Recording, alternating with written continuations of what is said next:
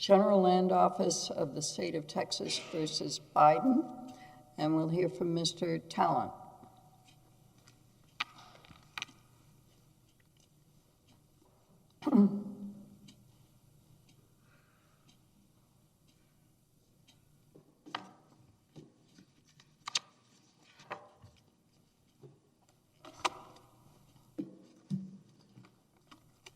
Good morning, Your Honors. May it please the Court. I'm Michael Talent, representing the states of Missouri and Texas in this appeal. This appeal is about the Biden administration's decision in 2021 that building physical barriers on the southwest border is, quote, not a serious policy solution. And so the proclamation that declared that new policy ordered the Department of Homeland Security to pause work on construction projects currently in progress building those physical barriers and divert that money elsewhere. The problem is that in the fiscal year 2020 and 2021 Consolidated Appropriations Act, Congress mandated that the monies appropriated there, roughly $2.7 billion, be used for the construction of physical barriers. That is, Congress passed those funds to fund the construction of physical walls that the Trump administration was doing at that time, consistent with that administration's policy that walls work in preventing illegal cross-border activity. So the Biden administration's decision is unlawful, diversion of that money is unlawful, and because it's an unexplained reversal from the Trump administration's policy, it's arbitrary and capricious. The district court, however, didn't reach the merits of that decision. It instead dismissed the state of Missouri for lack of standing and Texas for improperly splitting its claims with the General Land Office and department and executive department of the state that brought suit earlier on. I'll address claim splitting first, because implicit in the district court's reaching of that decision is that the state of Texas has standing. That, of course, follows from this court's own precedent. It makes sense. The most analogous precedent is the Remain in Mexico decision from last year, Texas v. Biden.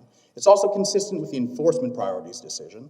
The district court's implicit holding that Texas has standing is also consistent with its decision that the General Land Office, in the case consolidated with this one, has standing because the General Land Office, as manager of a farm in Starr County, Texas, is seeing an influx of illegal immigration through the farm, through a gap in the border wall, into the state of Texas. Well, of course, we can't impute standing of the General Land Office to the state of Texas at this point, right? That's correct, Judge Jones, but the logic is the theory for standing in the General Land Office, for the General Land Office, is what the state of Texas relies on here. That is, the border wall is increasing illegal migration into the state. Those aliens enter into the state, and then they use the state's resources. And so that's a kind of driver's license injury, the social cost of social service injuries that this court has discussed time and again. The claim-splitting doctrine, adjacent to the doctrine of res judicata, though serving a different purpose, docket management in the district court, relies on the same elements of claim preclusion. So same case and controversy, and that the parties be the same. This case is really about that second half, the privity analysis.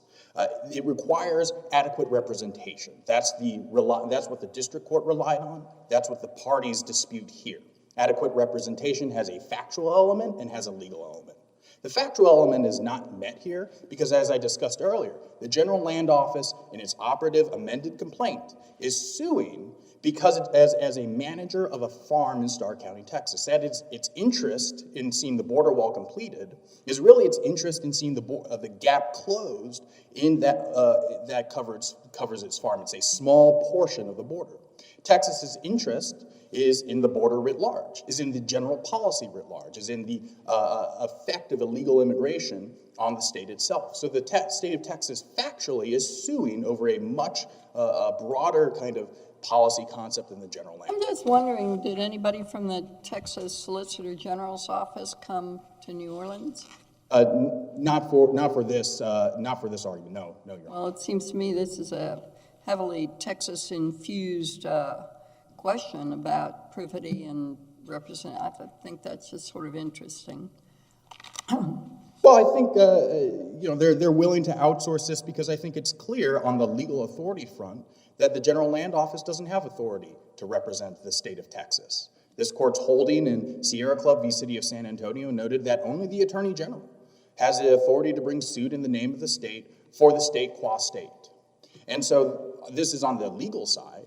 and this is kind of pulling from what the government's own case, Sunshine Anthracite, whether the General Land Office has authority to represent the state of Texas, whether there's that legal relationship between the two, and there's clearly not. No one has pointed to authority that lets a General Land Office represent the state in court. And so from a factual standpoint, I'll point out the district court said there's no definitive proof that the General Land Office is representing the state of Texas. So on the factual side, there's an absence of alignment of interest, kind of that first part of that Taylor v. Sturgill test. And then on the legal side, there's no evidence, there's no legal authority. You're saying factually there's no alignment of interest. They're both suing about a border wall, and it's the same wall, isn't it? But this court in I believe, Freeman noted that parallel interests do not establish that close alignment of interests. It has to be something, so they may have a parallel interest in seeing the border wall completed in that across a farm in Starr County, but the GLO's interest does not extend to the border writ large. And in fact, that was a district court standing analysis for the General Land Office. It's on that narrow strip of land. And I think that, going on to like kind of the principles of res judicata. Where's the wall supposed to be built? On that narrow strip of land, or? That's what the GLO brings its suit about, a gap in the wall in Starr County. The state of Texas brings its suit about the policy of the Biden administration not to construct physical. 700-mile border, to be blunt. Yes, Judge Jones. The 700-mile border. The Trump administration's goal in its 2020 press release in the record cited that its goal was to build 450 miles of wall, for example. We're talking about, it's a difference of magnitude of hundreds and hundreds and hundreds of miles, Judge Graves. And so it may be parallel, at least in Starr County, but it's not factually aligned. These are at best a parallel interest, which does not establish the legal relationship necessary to establish privity, and so doesn't support the district court's claim splitting holding. And on the legal authority front, I'll just point out again, even if they were suing over the same interests, what matters is also whether there's a legal relationship between the two. Whether there's authority on the GLO for the GLO to represent the state of Texas, something akin to a class vis-a-vis the class representative to the class as a whole, or something akin to a fiduciary duty brought by the party in the first suit. So reversing on that claim splitting issue then I think establishes standing under this court's precedents. I mentioned the Remain in Mexico case. I mentioned the enforcement priorities case. Those cases all are factually and analytically similar to this one. They all rely on a government policy that will result in more illegal migration into the states, whether Texas or Missouri, and then those migrants in the states using the state resources, either trying to get driver's license because, as this court noted, in the DACA case, driving is a practical necessity, using state health care resources, or using the public education system. These harms are all well established in the record. On the premise that walls prevent illegal migration, the states rely on the Department of Homeland Security's own analyses. The states looked at and put into the record the 2018 and 2020 press releases from the Department of Homeland Security declaring that walls work, that they prevent illegal immigration, not just in areas where they're constructed, but across broader, there's a force multiplier to it. Of course, the Department of Justice will say, I believe, that you haven't pled sufficient facts as to Missouri to show any impact, or at least any substantial impact. So these are pocketbook harms, so any amount of money, so a small amount of money would constitute a sufficient injury. The state of Missouri put into the record, and everyone's kind of, I think, premising this on the preliminary injunction record the states filed with the district court. In that record itself, it shows that the state of Missouri has an illegal immigration population, which is consistent with this court's, I think, kind of common sense conclusion that people do not stay in one place. They cross the border and then move throughout the country.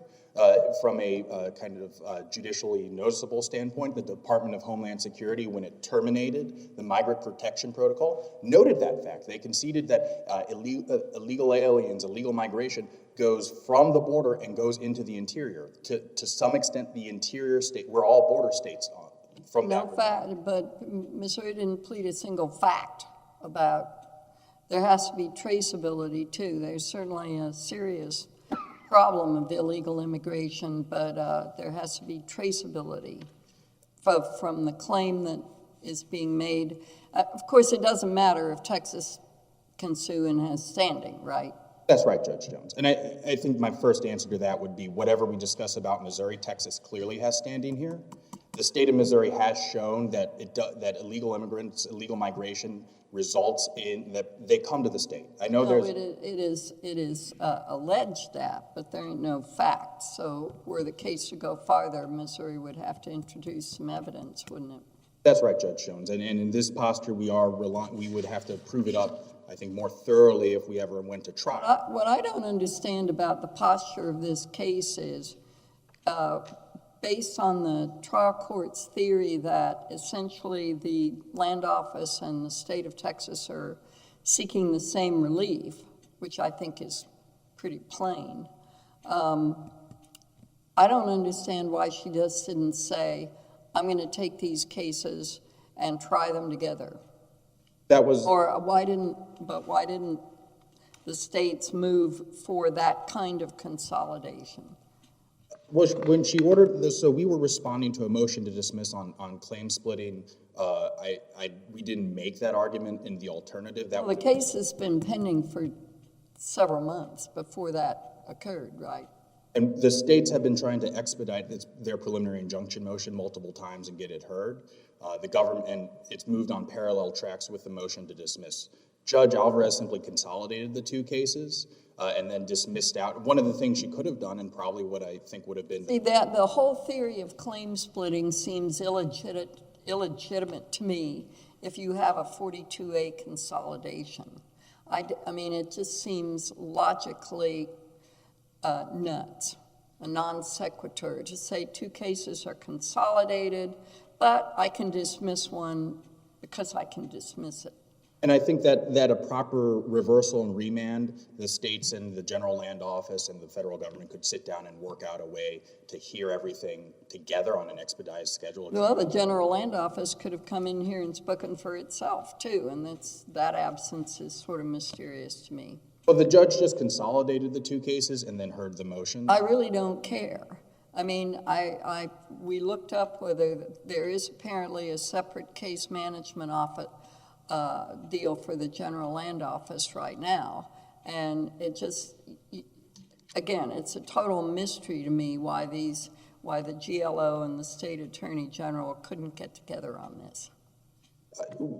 Well, I mean, I think if we go back down, I think given maybe the kind of odd postures that they came into with separate, there was a preliminary injunction motion pending in front of Judge Tipton that came into, that came with Judge Alvarez that the states were trying to get heard. I think there's just trying to parallel track them through at the same time, and then given the stay that the district court handed down and then the separate appeal by the states on that stay. If we were to get into the merits, I don't understand the difference between the state's claim that they are not seeking to reinstitute the border wall as such. They are seeking to vindicate the turnabout in policy and the remedy the unlawful action of the government in not following the law. I don't understand what is the practical difference between those positions. So building off of the baseline kind of legal, I think, remedy that then builds into the practical remedy you asked about, Judge Jones. The legal remedy is that the federal government has engaged in unlawful and arbitrary agency action. So that under the APA, the result would be vacatur of that remedy, which would put back in place the Trump administration's prior plan. The rescission of that plan would be ended, and then the Department of Homeland Security would have to reinstate and follow the prior administration's plan. Right now, what the administration has been arguing in this court and in the district court is that it's essentially a pretext argument. Their argument is, well, we don't have to follow that plan because everything we're doing, the remediation, the preparatory steps going to the initial plan, the installation of barrier system attributes is consistent with the statutory authority. And so the agency's arguments were well within our discretion to continue what we've been doing, which is doing everything but border barrier construction. Vacating that kind of directive down from the Department of Homeland Security would require it to go back to the Trump administration plan and actually start working towards barrier construction, which is what the preliminary injunction, what the state's remedy is to look to, and is also consistent with what Congress mandated with the Appropriations Act. And I will reserve the rest of my time unless the panel has time for rebuttal. Thank you. Mr. Shih. Thank you, Your Honor, and may it please the Court. Mike Shih for the federal government. I want to start by addressing a key assumption underlying the state's arguments both at the threshold and on the merits. The states imply that under DHS's spending plan, the agency really isn't doing anything meaningful at the border at all. And I want to make very clear that that's not the case. Under the plan, DHS is constructing force multipliers to make existing barriers work better. They're building cameras and lighting systems. You know what? That is so absurd. The facts on the ground, at least 3 million people have surged through the border in the last year and 3 quarters with no end in sight, and in fact, an additional surge imminent because of is it the Remain in Mexico that's about to end? So I don't care what force multipliers, they haven't stopped fentanyl, they haven't stopped illegals. So, Your Honor, So how can you argue with a straight face that alternatives to a barrier have been implemented that fulfill the directives of Congress in 2020? So there are 2 responses to that, Your Honor.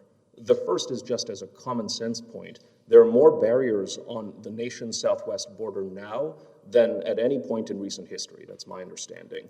Yet my understanding is, as Your Honor has pointed out, there has been more migration, notwithstanding the fact that there are more barriers. And that just indicates, as the D.C. Circuit said in the Arpaio case, that the decision whether to come across the border made by any given migrant is determined by more than the existence of a barrier wall. So what explains the fact that there was something like only 9,000 a month, I may be slightly off on the statistic, at the end of the last administration? So, Your Honor, all of a sudden, Honduras, Guatemala, Nicaragua explode with uncertainty?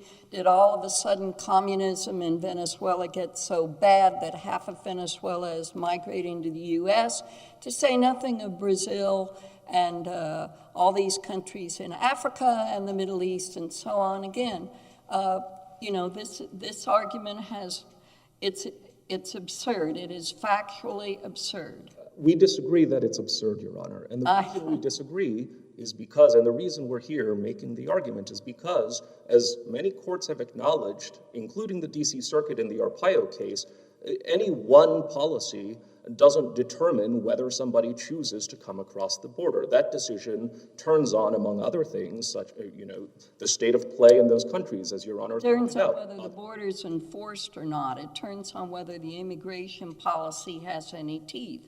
And obviously the implication throughout the world is that the United States no longer has borders. Your Honor, that is quite a different argument than the issue in this case. The issue in this case isn't a general challenge to every single one of the Biden administration's immigration policies. The challenge in this case, as opposing counsel made quite clear at the end of his presentation, is whether the states can compel the federal government to build border barriers in particular locations. Well, and as go ahead. And as to that, Your Honor, in order to demonstrate their entitlement to that relief, both as a matter of Article III standing and as a matter of the merits, they need to show that compelling construction in those locations would actually reduce migration. And that is something they absolutely haven't done. Well, they can allege whatever they want to allege, and for purposes of dismissal, we take I don't see why their allegations of standing are any different than the allegations of standing in the DACA and the DAPA cases, and the fact that the Supreme Court heard one of those on the merits, it seems to me, suggests that the allegations about traffic licenses, increased costs of education and healthcare are perfectly legitimate. So two things, Your Honor. First, even if those cases were on point, they would only apply to Texas, and so that doesn't apply to Missouri. But that's sufficient. But it is, Your Honor. And so even with respect to Texas, so the case's factual patterns are just quite different. So in DAPA, my understanding is that case had to do with policies affecting benefits to non-citizens who were already in the United States. And my understanding of the priorities case is it had to do with general enforcement decisions made at the border. But this plan is quite different. The point of this plan, as the plan itself explains, it doesn't modify eligibility for public benefits. It doesn't affect benefits granted to people here in the United States. The point of the plan is to make existing barriers work better. And no one is disputing, and this is a point on the merits that I want to make very clear. Nobody is disputing that the administration has lawful authority to spend money on critical force multipliers. No, but it only has authority to spend money consistent with the statutory authorization. So there we get to the legal question here. Yeah, so I'm glad for the opportunity to talk about that statutory authorization. The text of the statute does not say what my friend on the other side says. He came up and he said that it compels the construction of a border wall. That's not what the statute says. The statute says, quote, we appropriate funds for the construction of barrier system. And that's a very different thing because the word system, the plain meaning of that is exceptionally broad. As our brief explains, it refers to, quote, a regularly interacting or independent group of items forming a unified whole, such as a group of artificial objects forming a network especially for serving a common purpose. And so if you read pages 22 through 24 of the state's reply brief, and I really encourage the court to do so, you'll see that they concede that this language encompasses what DHS is doing with the money. They concede that, quote, the FY 2020 and FY 2021 appropriations may go to barrier-related items.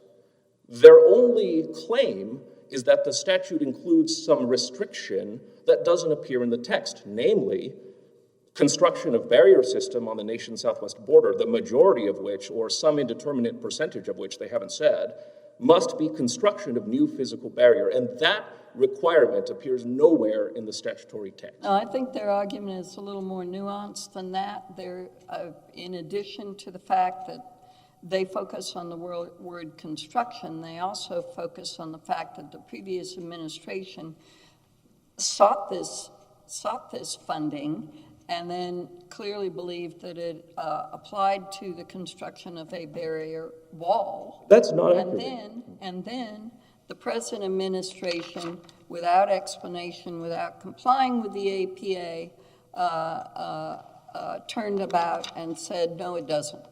So the first thing, therefore violated the APA. so on what the prior administration thought it was doing with this language that it requested, you don't need to take my word for it, Your Honor. Just look at one of the press releases from the prior administration that forms the basis of the other side's case. This is on page 1536 of the Record on Appeal.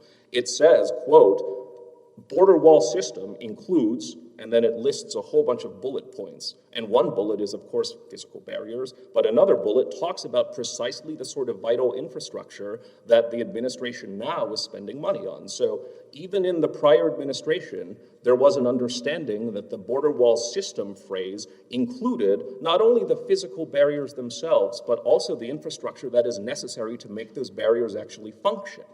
But as to the But of course, go ahead. the second part of your question, Your Honor, had to do with this administration's explanation or lack thereof, right? And I want to direct the court to the presidential proclamation because I think that the other side has, again, not accurately characterized that content. Look, there's no dispute that this administration has made the policy decision that a border wall generally is not an effective way to stem migration across the border. But if you look at the proclamation, the president expressly recognized that certain appropriation statutes do continue to bind the administration. That's why the proclamation orders DHS to develop a spending plan that provides, quote, for the expenditure of any funds that the Congress expressly appropriated for wall construction consistent with their appropriated purpose. That's at 86 Fed Reg 7226.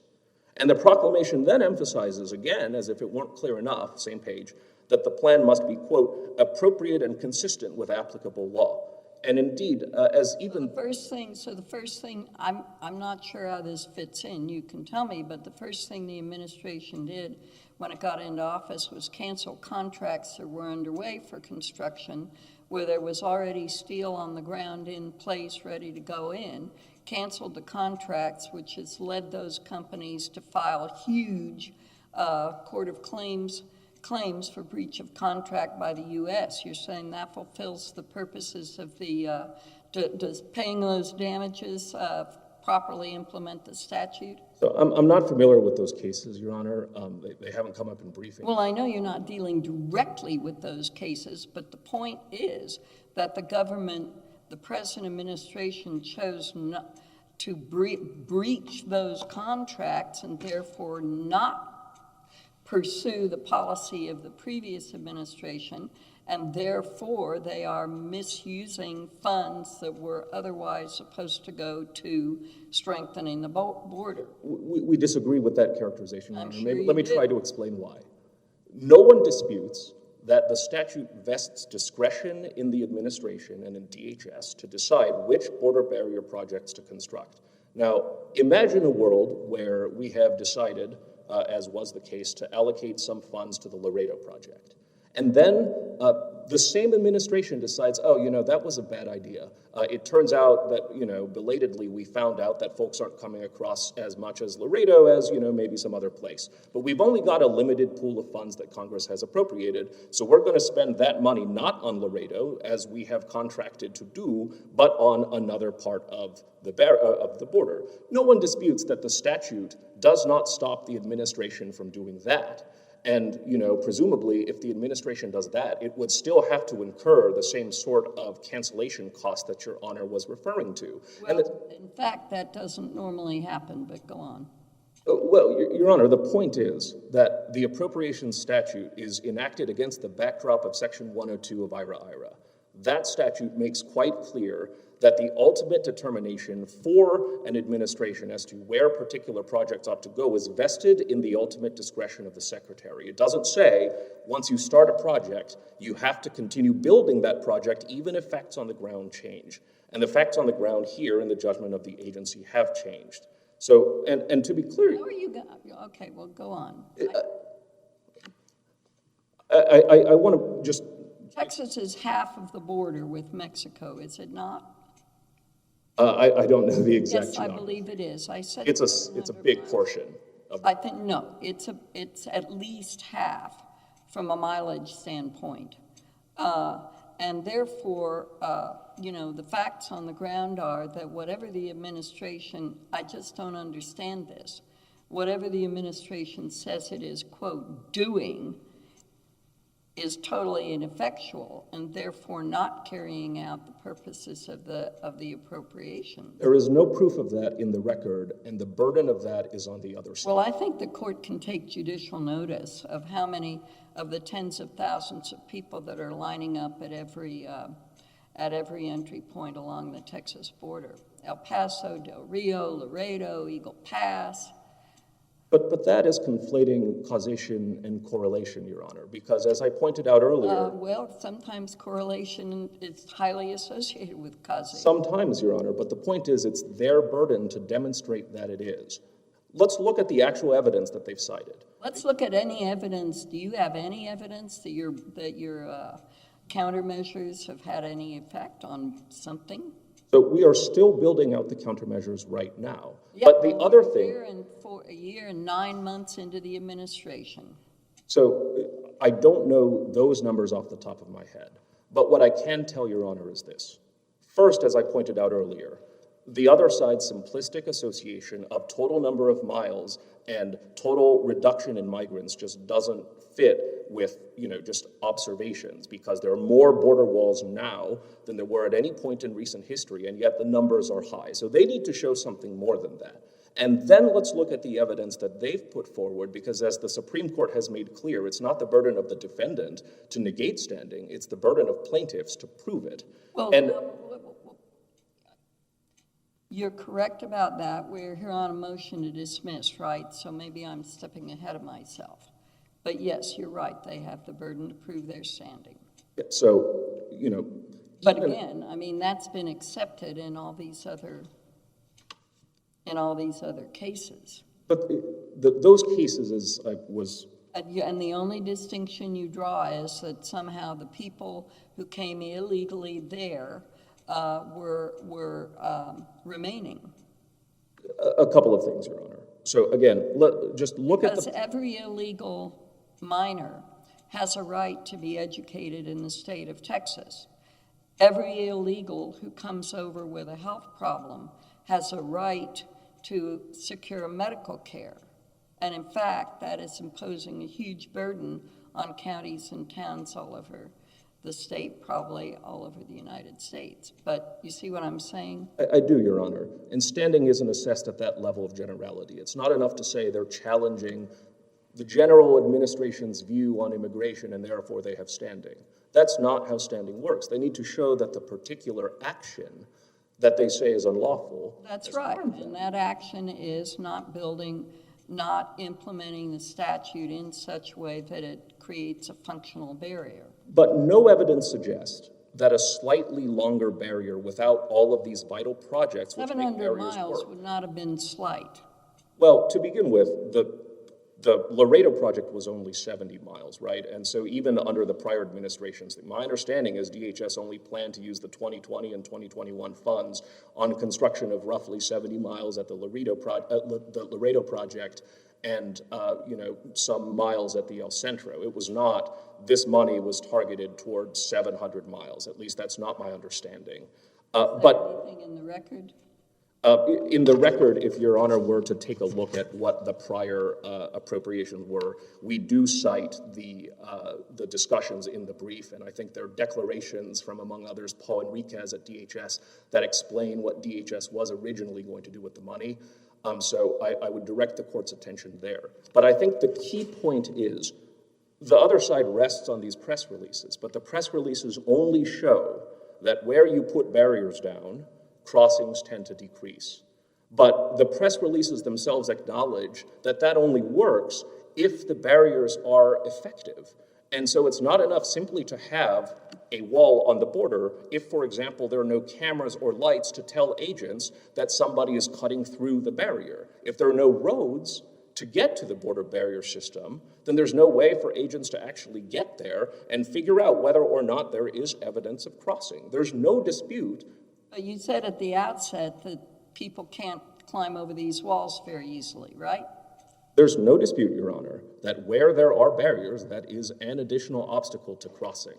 But there's no evidence that merely the existence of a physical barrier without all of these other system infrastructures and force multipliers. I don't know. I have a physical barrier between my backyard and my neighbor's backyards, and we can pretty well see whether anybody's trying to cross over those. That's true, Your Honor, but your house, I would wager, is quite close to that barrier, and Border Patrol agents' patrol routes may not very well be close to the barriers, particularly because— You know what? You're talking to people here, at least two of us, who've been hearing illegal immigration and drug trafficking and alien smuggling cases for well over 30 years.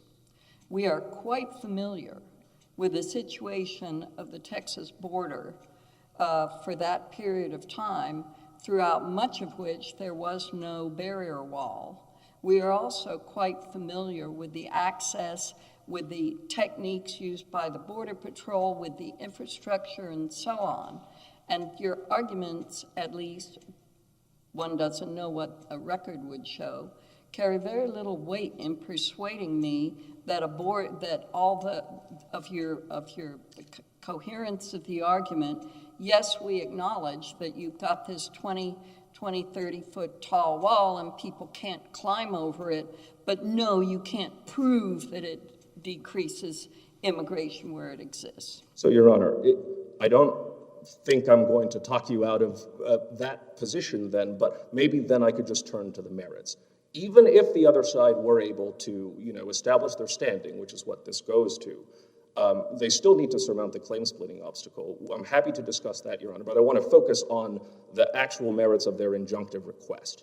They still need to show that under the injunction that they're requesting, something in the statute gives them a legal basis to enjoin the government basically to build the projects that they want where they want it. And again, their statutory analysis just doesn't come to grips with how broad the language is when Congress is appropriating funds not for specific projects and specific fencing at particular places, but instead for generally barrier system construction. And Congress knows, incidentally, as Your Honor is aware, given your experience with these, the legacy of wall construction, when Congress wants to specify, it knows how. For example, I think it previously, I see my time has expired. Can I finish this thought? It previously ordered, for example, an amendment to IRA saying we want barriers extending from 10 miles west of the Tecate, California port of entry to 10 miles east of the Tecate, California port of entry. That's at, I think it's Public Law 109-367, Section 3. So Congress knows how to tell the executive we're appropriating money for a specific barrier at a specific place, and that's not what Congress has done here. Thank you very much, Your Honor. All right, sir. Okay, Mr. Talent.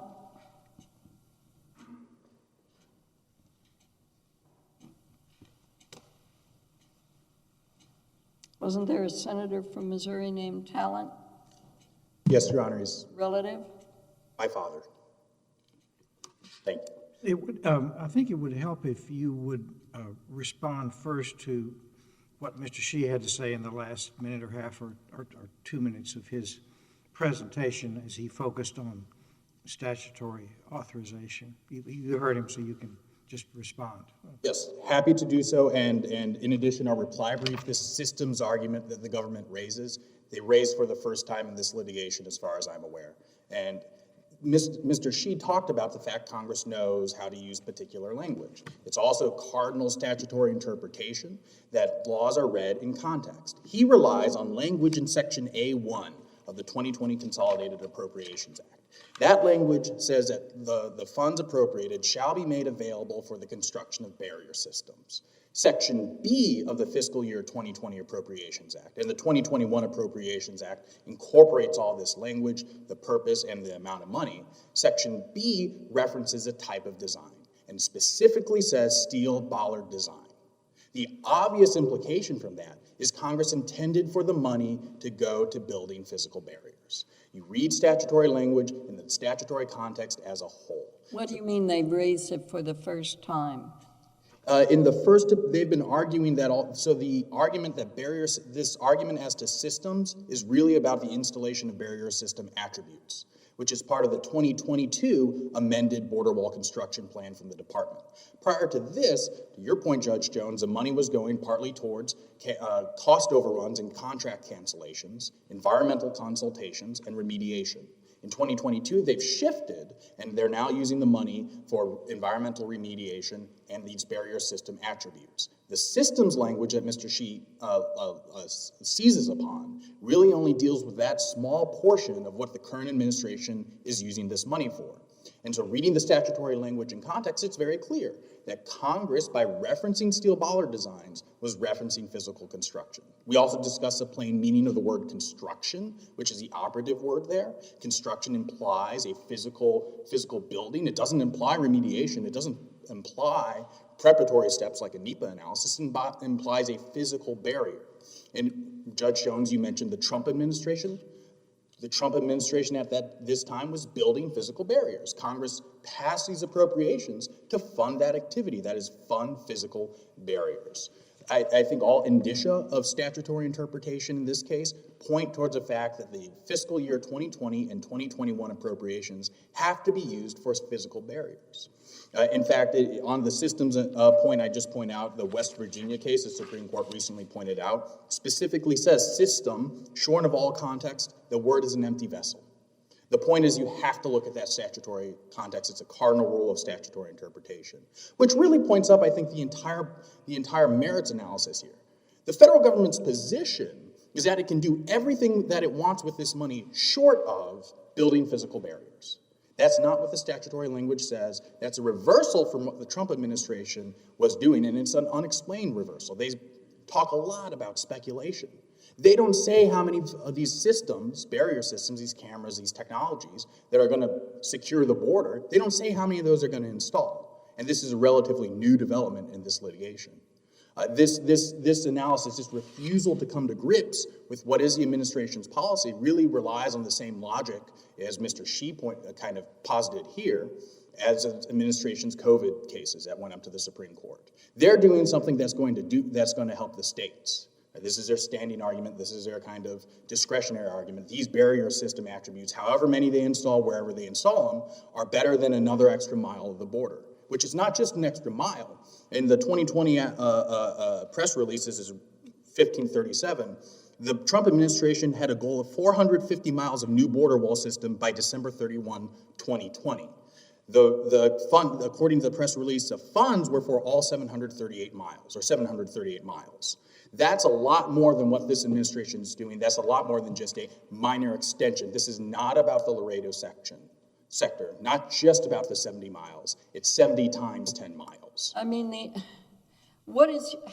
how would you write an opinion that granted, assuming we cleared off, assuming these other jurisdictional hurdles were surmounted, how would you frame an opinion that granted a preliminary injunction finding, which we would have to find, that the plaintiffs are likely to succeed on the merits, and that would have to be based on facts and the law?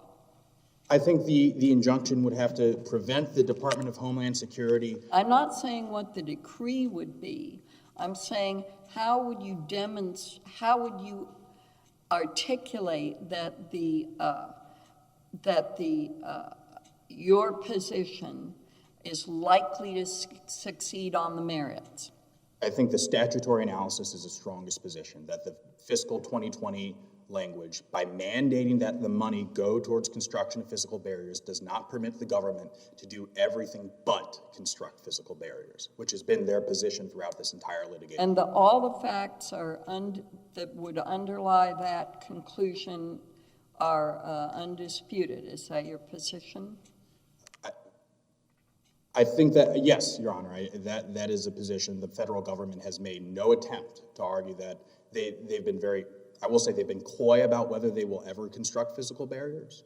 And this gets to the pretext argument. I think the way the undisputed record, the actual evidence in the record, the presidential proclamation saying it's not a serious policy consideration to build walls, the course of conduct by the Department of Homeland Security saying in the first iteration of this plan that they're just going to engage in preparatory work that's going to take a long time, canceling the contracts, and it's in the record in the first plan that the money that these Appropriations Act, to your point, Judge Jones, that money was going to go to paying the cost of those cancellations.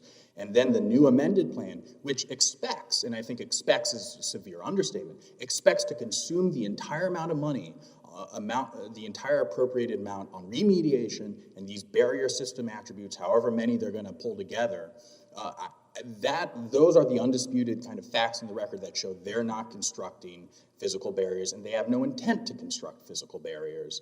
And then, if we're going to redo the whole opinion, I think the other thing to point out on that front is they do not contest the other kind of key issue here, which is that the barrier does prevent illegal immigration. Their argument is, well, there's all these reasons why illegal migrants may come up and illegally cross the border.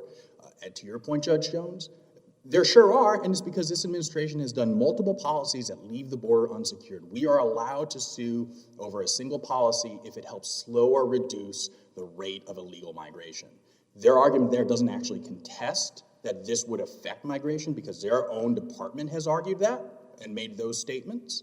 What they say instead is, well, there's some other policy we may have, or there may be some other draws that lead this person to come to the country regardless. The wall would slow it down. That's in the record. That's undisputed. Okay. All right, thank you. Thank you, Your Honors.